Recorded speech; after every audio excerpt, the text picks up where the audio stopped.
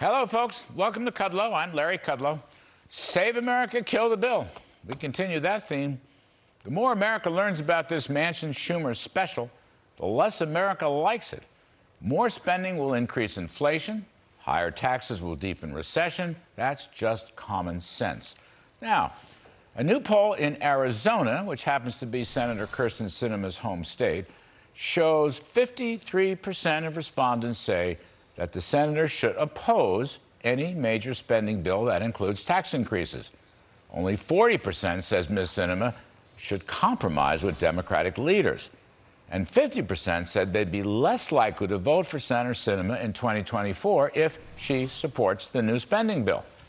54% believe major spending and tax hikes would increase inflation. And 63% say Congress should not increase taxes during a recession.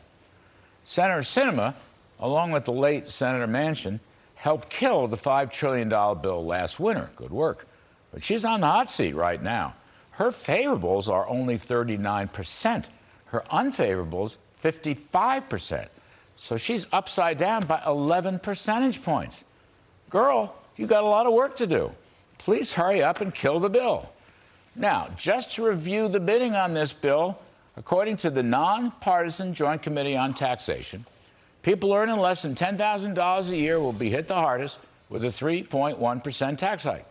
Those between $20,000 and $30,000 will have a 1.1% tax hike.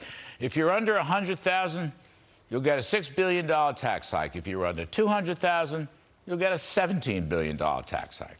Everybody gets slammed across the board. And these estimates are from, again, the Joint Committee on Taxation staff, which is completely nonpartisan.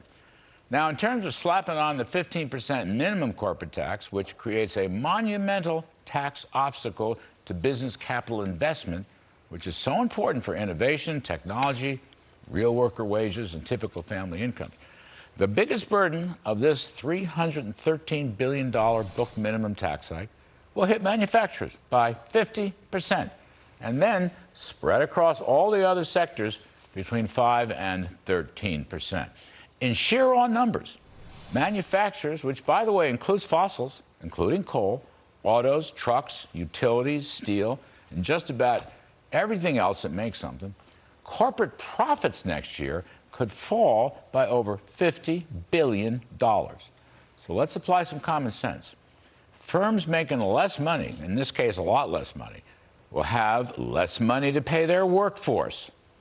That is why jacking up the corporate tax burden hits predominantly middle-income working folks. That is just common sense, and that is why this is a very bad bill. This Biden idea that he'll never raise taxes on anybody making under $400,000 is just plain wrong. That's from the Joint Tax Committee staff. Now, finally, let's talk about this IRS beast. The Manchin-Schumer bill would add $80 billion, get this, more than 6 times the current IRS budget of $12.6 billion. And, of course, more than half of it, $45.6 billion, will go toward enforcement. And who do you think the IRS is going to go after? Well, for starters, they're going to go after small pass-through subchapter S businesses. That's right, small businesses that produce the bulk of the jobs and the output in this economy. The Joint Tax Committee estimates up to 90% of the so-called unreported income will come from those making less than $200,000 a year. Underreported. Mike Keister. I mean, this agency is now sitting on 21.3 million unprocessed returns, this according to the Wall Street Journal editorial today, with millions and millions of taxpayers waiting to receive refunds or final decisions. And by the way, let me remind you of the name Lois Lerner, who was an Obama political operative put in the IRS to harass conservative groups. You may recall she was run out of town before the dog catchers could get her.